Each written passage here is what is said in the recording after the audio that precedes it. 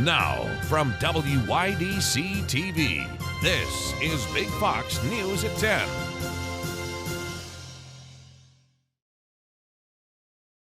Good evening, I'm Ann Emanuel. The Chemung County Fair began today in Horseheads. Our Josh Feldberg was at the fair to find out what's new this year.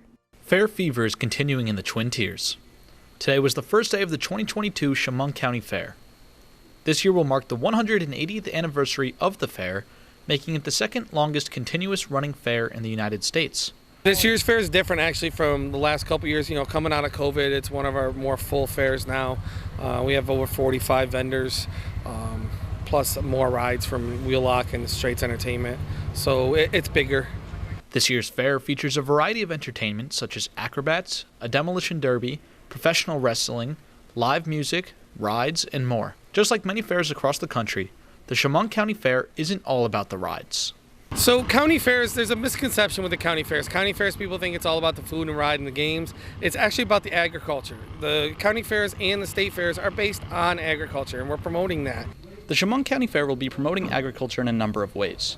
There will be a variety of horse, pig, goat, and other livestock shows. The Chemung Valley Farmers Museum is also back on display this year to show off the county's history in agriculture. The fair will be here until August 7th. If you are interested in buying tickets or looking for more info, you can check out the Chemung County Fair's website. Josh Feldberg, Big Fox News, Horseheads. The Steuben County Health Department has announced the first COVID-related death since June 6th. The health department says it was a 95-year-old man from Corning. According to the health department, this marks the 303rd person to have died from COVID-related health issues in the county. State health officials say the polio virus was found in wastewater in a New York City suburb. The New York State Department of Health releasing a statement on its website about the discovery of the disease from Rockland County wastewater samples collected in June. State health officials are urging residents to be sure they've been vaccinated. A 20-year-old unvaccinated man from Rockland County contracted polio. He was the first case in a decade in the U.S. He is no longer contagious. There is no cure for polio, which can cause irreversible paralysis in some cases. It can be prevented by a vaccine made available since 1955. The Elmira City School District announced that the district will supply all school supplies for students in grades K through 12 for the upcoming year.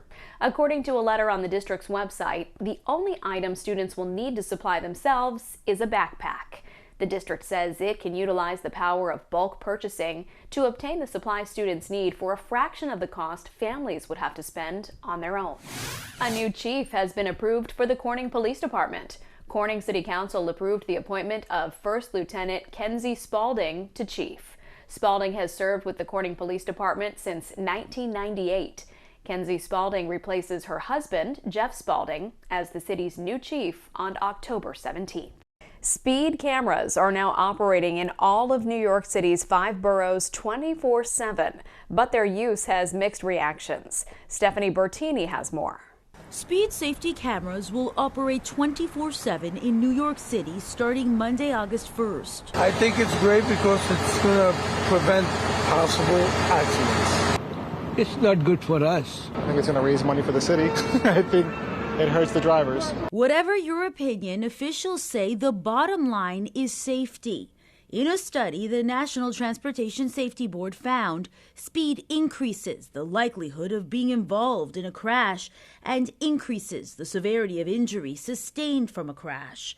When it comes to surviving a crash for a pedestrian, Vision Zero Network, an organization dedicated to eliminating traffic fatalities, says stats show if hit by a vehicle traveling at 20 miles per hour, the chance of survival is approximately 90%. It drops to 50% if a vehicle is traveling at 30 miles per hour. There's 2,000 speed cameras like this one over my shoulder here, peppered across the 5 boroughs. Now that they'll be operating 24/7, the goal, in addition to making things safer, is changing driver behavior. Transportation Alternatives, a nonprofit in New York City working to change transportation priorities away from vehicles and toward other options, says this change should create a ripple effect when it comes to drivers. The very large majority of people who get one violation in the mail do not get another. This program is incredibly effective.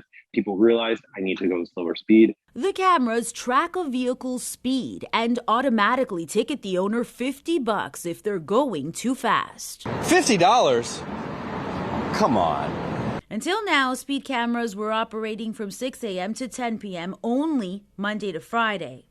Speed traps are great, but also just being aware of your surroundings. The city says approximately 59% of traffic fatalities are happening when the cameras are off, and making things safer for pedestrians, drivers, and all others who use New York City roads, crosswalks, and sidewalks is what officials are striving for now with the new 24-hour model. Stephanie Bertini, Fox 5 News. U.S. officials say a CIA drone strike has killed al-Qaeda leader Ayman al-Zawahiri in Afghanistan. Current and former government officials began hearing Sunday afternoon that al-Zawahiri had been killed, but sources say the administration delayed releasing the information until his death could be confirmed. President Biden addressed al-Zawahiri's death from the White House. Now, justice has been delivered, and this terrorist leader is no more. People around the world no longer need to fear the vicious and determined killer. The White House says there were no civilian casualties. Nancy Pelosi lands in Taiwan. The House Speaker arriving at the Taipei airport Tuesday night. She is the highest-ranking U.S. official to visit in more than 25 years. Pelosi's visit could possibly escalate tension between the U.S. and China. China regards Taiwan as its territory, while Taiwan calls itself a self-ruled island. Pelosi started her Asia trip in Singapore and is expected to also visit South Korea and Japan. Elon Musk filing a countersuit against Twitter. The 164-page lawsuit filed in a Delaware court late Friday. It reportedly references Twitter's fake account problem, which Musk alleges makes Twitter worth less than the $44 billion price he agreed in his original bid for the company. Twitter is refusing to comment. Spotify is launching a new update it hopes will help improve the listening experience for its users, but it will cost you. Spotify is introducing separate shuffle and play buttons for premium users. It will allow users to choose the mode they want at the top of the playlists and albums. The new buttons will replace the combined button, which some users said had issues. Your complete forecast is coming up next. Plus, subtitles aren't just for TV. A closer look at the revolutionary glasses, letting the deaf see conversations in real time. Stay with us. Here's your local stock market update from Big Fox.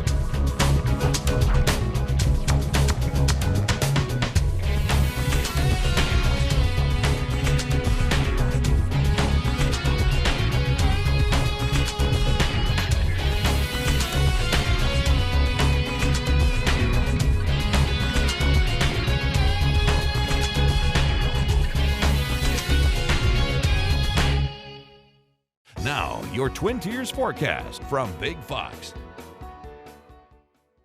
Brighter skies were noted as we stepped into the afternoon, allowing for those temperatures to rebound.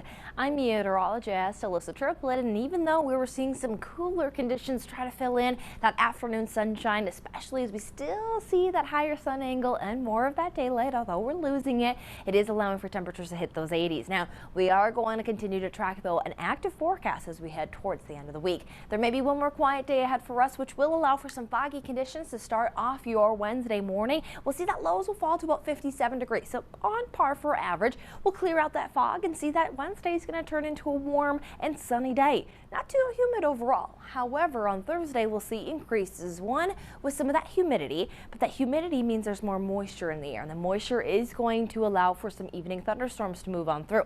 Right now the risk does look low for severe weather, but we will keep an eye on that chance as we will see some showers also linger into that Friday forecast, which could give us some good rainfall as needed here in Elmira and Corning. But we'll see that overall into the weekend we could stay under some of that scattered thunderstorm threat, as well as bring in some of those warm and humid temperatures. Now, trending into what's going to be a gorgeous Wednesday for us, we'll see those foggy conditions linger into the early morning, dissipate under that bright sunshine. We go from the 50s to the 70s in just a few hours. That sunshine still powerful this time of the year, but we don't stop at the 70s. We have a chance to even flirt with the 90s by the evening hours. Now, again, not too humid, but still want to make sure that you're staying hydrated, taking breaks out of that bright sunshine, because we should keep it all across the area. Even some 90s will be seen across the Finger Lakes, 80s across northern portions of Pennsylvania, but overall everybody's above that average, as average just sits about 83 degrees for Elmira and Corning. Now into that Thursday forecast, as mentioned, we have some increases. One with temperatures, we climb to 96 in Elmira, 95 into Corning. A few of our locations that spread all the way to the coastal regions will be into those mid to upper 90s. So heat concerns will be in place, especially if some of that humidity sticks around. You could see those heat indices climb up to the triple digits. But there is going to be a few thunderstorms that will linger into that Thursday forecast. But as mentioned, the humidity is what we'll focus on first. 98 is going to be your heat indices, and that's just for Elmira. Other locations could have triple digits. But you see that big drop, and that's going to be due to rain showers lingering Friday, keeping us a little bit more mild. But it doesn't take long for those dew points to climb and allow for heat indices to be back into the 90s Saturday and Sunday under some scattered thunderstorms. But if you are done with the heat, the extended forecast might have a little bit of an outlook, as we see August 9th through the 15th have a temperature outlook that could be below average. So we'll keep an eye on that extended forecast, because you'll see it here in the end of the 7-day. But the weekend forecast brings 85 on Friday, again as we stay under some scattered showers and thunderstorms. Those scattered showers stay in place through the weekend as we'll hit the 90s, but then there will be a gradual fall as we head into early next week. Being able to fully comprehend conversations is something that many of us take for granted, but it's something that people who are deaf or hard of hearing can have difficulty doing. Now, new technology is letting those with hearing impairments see conversations in real time. Jackie Ibanez has a look. Watching TV with the subtitles on can help us pay closer attention to the dialogue. And while it's helpful for most, it can be critical for people who are deaf and those with hearing loss. But now a new generation of smart glasses are taking subtitles off the screen and bringing them into the real world. Alexa, what's the weather forecast? Today's forecast is clouds and showers. The technology called X-ray glass is able to convert conversations into text, which is then displayed in real time to the wearer on the lenses of their augmented reality glasses. Look at this. She's naturally looking at me, but she's realised that she doesn't have to look through me. She can just look through the glasses. But that's not all. Officials say the software will soon be able to translate different languages, accents, pitch, and voice tones as well. It's a big moment. According to the World Federation of the Deaf, there are more than 70 million people who are deaf in the world. In the U.S., the National Institute on Deafness and Other Communication Disorders reports roughly 29 million adults could benefit from using a hearing aid. And while some can rely on reading lips, it can be tricky. It enables me to be involved, it enables me to make decisions because I know what is being said. Officials at X-Ray Glass are still refining the technology. The company is now looking for people with hearing loss who can't read lips or who have difficulty understanding multiple conversations at once to help them continue testing the product. A new perk for Amazon Prime members. Estee Lauder is in talks to buy a top luxury brand, and Uber reports record profits. Here's CJ Papa with those stories and more. Amazon making another push to get products to customers more quickly. It is offering same-day delivery for certain apparel brands such as PacSun, Superdry, and Diesel, as well as vitamin retailer GNC and 10 cities across the country. The service is free for Prime members when they spend $25 or more, or $2.99 if they spend less than $25. Estee Lauder is reportedly in talks to acquire luxury fashion brand Tom Ford for $3 billion. The move would help the brand beef up its luxury offerings, as Tom Ford's beauty business is considered an ultra-prestige brand. Estee Lauder already owns cosmetic and skincare lines, including MAC, Clinique, La Mer, and Aveda. Geico has reportedly closed all 38 of its agent offices in California and laid off hundreds of employees, and it will no longer sell insurance through telephone agents in the state. Californians can still obtain Geico policies in the state, but only through a computer or a mobile device. And Uber shares popping after the company reported its second quarter results. Revenue in the quarter more than doubled to $8.1 billion, beating analysts' expectations. A record 122 million people used Uber each month in the April to June quarter. General Motors is cracking down on people who try to resell their most popular models for higher prices. The carmaker is voiding warranties. So if you flip a car within a year, GM will void the warranty. This is for in-demand, low-volume vehicles like the Hummer EV. It costs $112,000, often selling used for $250,000. And the Corvette Z6, which some customers wait 3 to 4 years to get. GM says, quote, "When vehicles are quickly resold, particularly by unauthorized dealers or other resellers that do not adhere to GM standards, the customer experience suffers and GM's brands are damaged." Still ahead tonight, a new study shows declining enrollment for some schools following the pandemic. That story is next. August is here, which means back to school season, but trouble could be brewing for many students as low enrollment numbers are plaguing some of the nation's largest school districts. Jackie Ibanez reports. Across the country, a growing number of our kids may be returning to school this fall with fewer of their classmates by their side.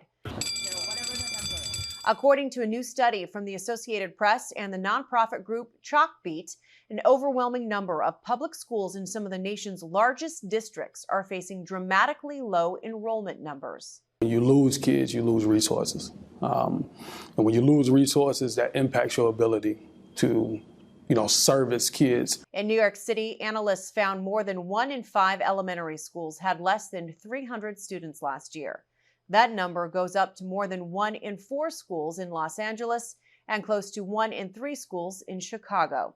These are neighborhood schools that are serving communities where there's been chronic disinvestment or lack of access to capital. COVID-19 is predominantly to blame for the plummeting numbers, as some families chose to leave cities during the pandemic.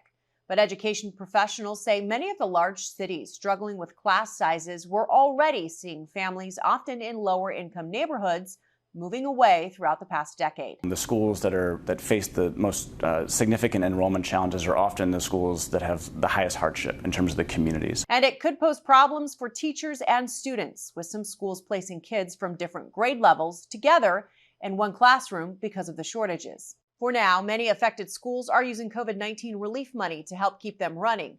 Officials are trying to determine whether to close when those funds dry up. New research points to one factor in the high risks of cardiovascular disease from red meat. A peer-reviewed study, published in an American Heart Association journal, says chemicals produced in the digestive tract by gut microbes may help explain heart risks from red meat diets. Researchers say certain metabolites generated in the human gut could explain elevated risks better than blood cholesterol or blood pressure. The scientists say medications to inhibit those metabolites could help reduce those cardiovascular risks. The U.S. Department of Agriculture is proposing new regulations on poultry processors to curb the spread of salmonella. The USDA wants food processors to reduce salmonella in raw chicken products or to risk being shut down. The USDA would declare salmonella an adulterant causing foodborne illnesses. Affected products could include breaded and stuffed raw chicken products, chicken cordon bleu, and chicken Kiev, which may not have cooked chicken. Salmonella illnesses cause 26,000 hospital visits and 420 deaths a year, according to the CDC. A maker of health and refreshment products is recalling dozens of its brands. Lyons Magnus makes milks, shakes, coffees, and nutritional products. The company is recalling 53 of its brands for possible microbial contamination. Affected brand names include Oatly Barista Oat Milk, some Premier Protein Shakes, Glucerna, and MRE Protein Shakes. Others include Lyons Ready Care and Barista, Aloha, Kate Farms, Stumptown, and Imperial. Recall dates run from November 2022 through September 2023. See the FDA.gov recall site for more details. Stay with us. We'll have more coming up right after this.